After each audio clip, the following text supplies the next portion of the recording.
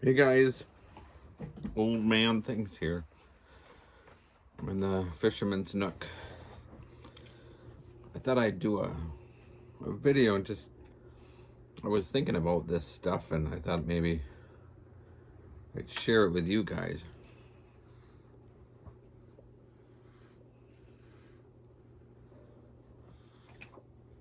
Smoking a James Upshall.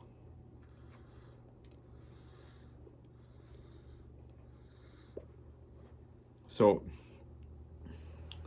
back in the 80s, my dad lived in, I lived with my dad, but we were in like central Wisconsin.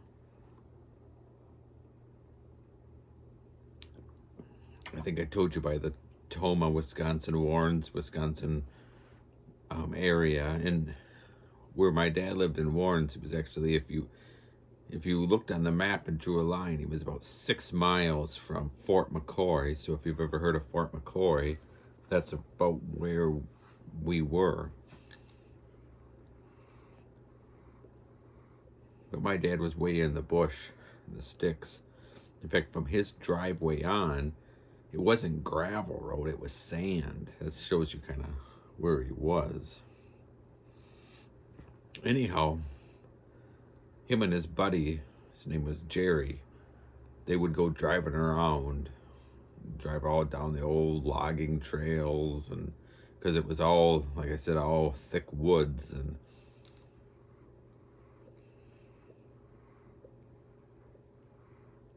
a lot of the land near where my dad lived at the time belonged to the paper mill.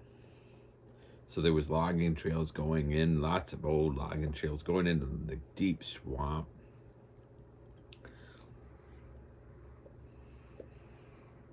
One time he saw a wolf.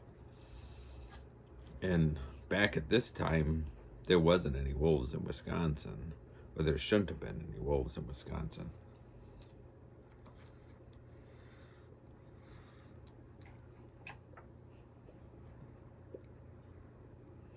My dad knew what a coyote looked like. And my dad at the time had this mean dog. He called him Bo. It was half German Shepherd, half Doberman. Oh, he was a mean dog. But anyhow, when him and Jerry saw this wolf, he said it was the size of the German Shepherd. It wasn't, and he said he knew what a wolf looked like. So there used to be a DNR guy that would drink in the bar that my dad would drink in, and he said to him one day, he said, I saw a wolf the other day, and the DNR guy goes, you're crazy.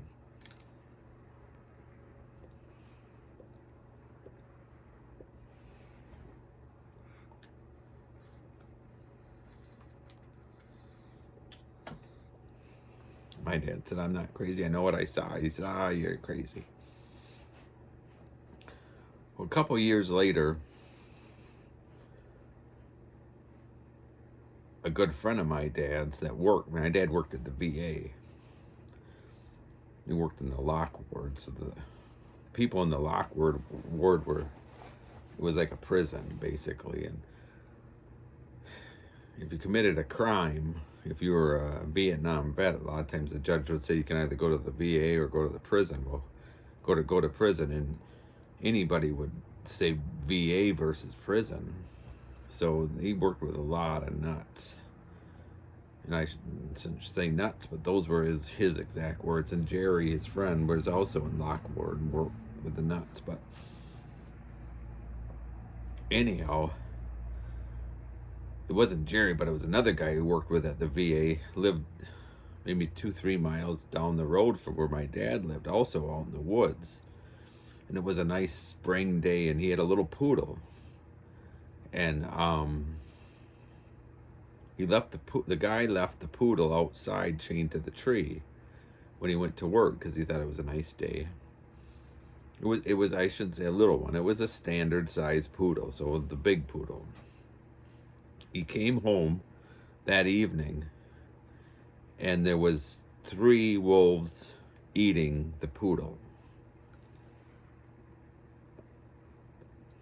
He drove up and was beeping his horn, getting out yelling, and he grabbed a stick and was shaking. So finally the wolves ran off, and all that was left of that poodle was the head, the spinal cord, and some fur on its legs. Otherwise it was completely eaten clean. The meat, there was nothing left to the poodle. So the guy called the DNR. The DNR came out, and the guy said it was wolves. And at first the DNR said, no, it's coyotes. And he said, give me a break. I know what I saw. It was wolves. So the DNR said, you're right. It was wolves. And he said, he wrote him out a check for $900. He said, I'm giving you this for $900. And the guy said, I don't want any money. I want to know what the heck's going on. There's not supposed to be any wolves here. He said, I'm giving you this $900. That will cover the cost of the dog. And he said, but you cannot tell anyone what you saw. And the guy said, why? And he said, let me just make it very clear. If we find out you're telling people, we're going to make it very uncomfortable for you. Well, of course, the guy was friends with my dad and told my dad. So, still, there's not supposed to be any wolves out there. About 18 months later, my cousin used to go coon hunting. And he had coon hounds. Just a second.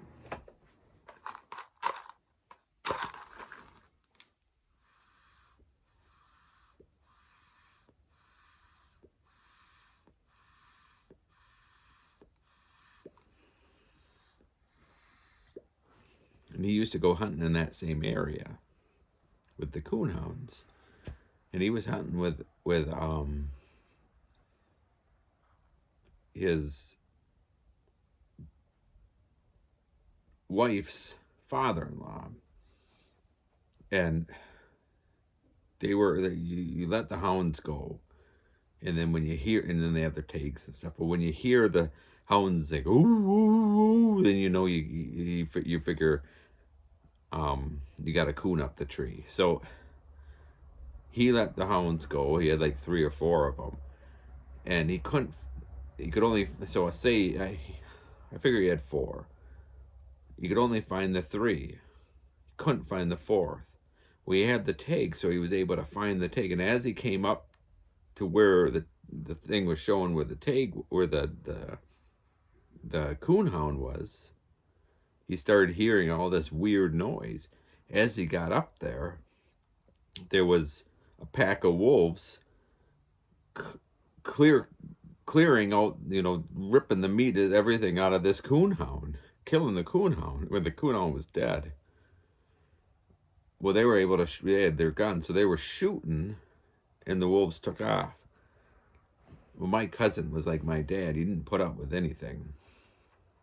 They called the DNR. The DNR came out. It was still evening. They met the DNR at the road, took the DNR to the dog. The DNR, there was 2 DNR. They fully admitted it was wolves. They did the same thing. They wrote him out a check. It was for $900. This is no exaggeration. This is what I was told. And the DNR said, you cannot tell anyone about this. And they said, why? And they said, we don't want a public panic that there's wolves out here. You cannot tell anyone. We will deny it. And if we find out that you're telling people, we will make your life very uncomfortable. Same spiel they told my dad's buddy that he went to work with. So, of course, my cousin told us what had happened. And he even took pictures. And I think to this day he has pictures of the coonhound. I saw the pictures at the time. Well, about 2 years later, the DNR made it public that they had introduced timber wolves to the area. And now Wisconsin's so thick of timber wolves that there's a wolf hunting season. because they're so thick. But at the time when they were doing it, they didn't tell anyone. In fact, they came, as far as I'm concerned, and threatened these people. They paid them off and threatened, do not tell anyone. So if they went through that kind of trouble, they went through that, did that for a wolf, how much more would the DNR do if something else was in that woods? And if you saw something or something happened with an experience and you contacted the DNR,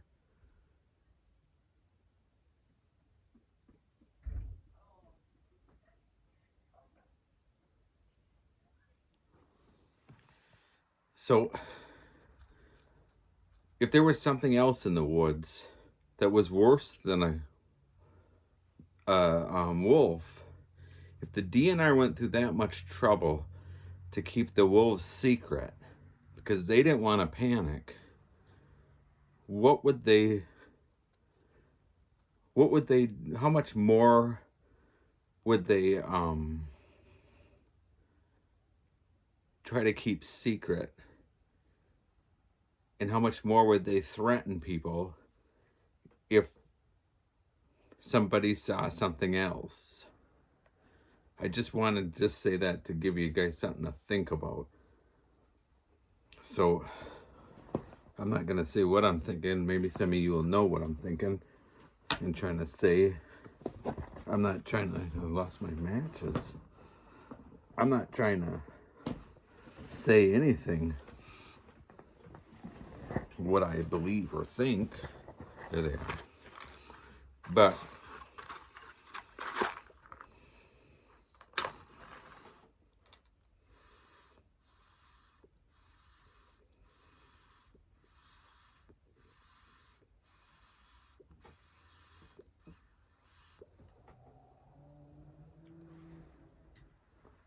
say, well,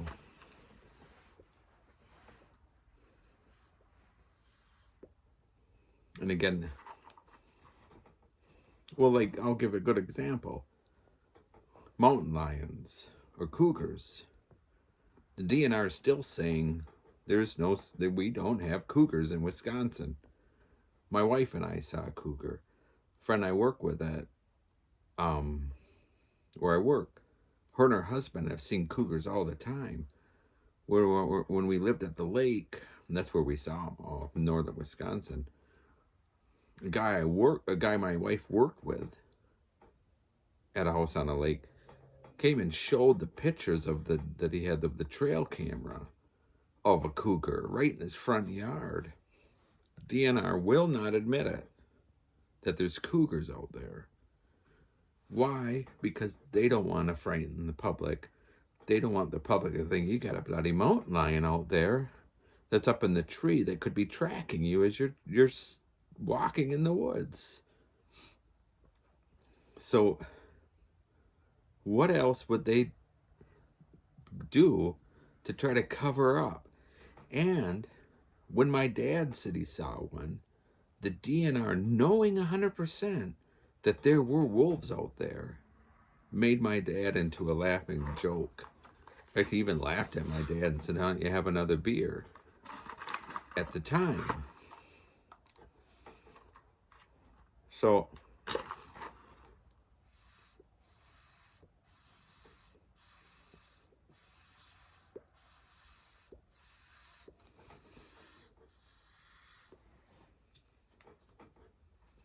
what else would the DNR lie about?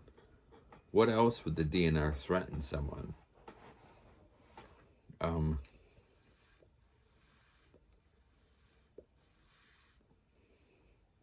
Oh, I forgot to add, the DNR took the dogs. They wouldn't let the owners have the dogs. They took those dogs. My cousin happened to be smart enough to take pictures of the dog before it was just a little snap and shoot. The ones where you'd stick that roll in, you take it to Walmart or wherever, and you drop it off, and you pick it up a couple days later. It was that kind of film. So he was smart enough to have kept those pictures. The buddy of my dad for the poodle, he never took any pictures. But both times the DNR asked, did you take pictures? My cousin said no, and the other one said no. So they wanted the pictures as well. So if there was something else in those woods that they felt would scare the public, knowing what steps would they take to cover it up? Just giving you something to think about.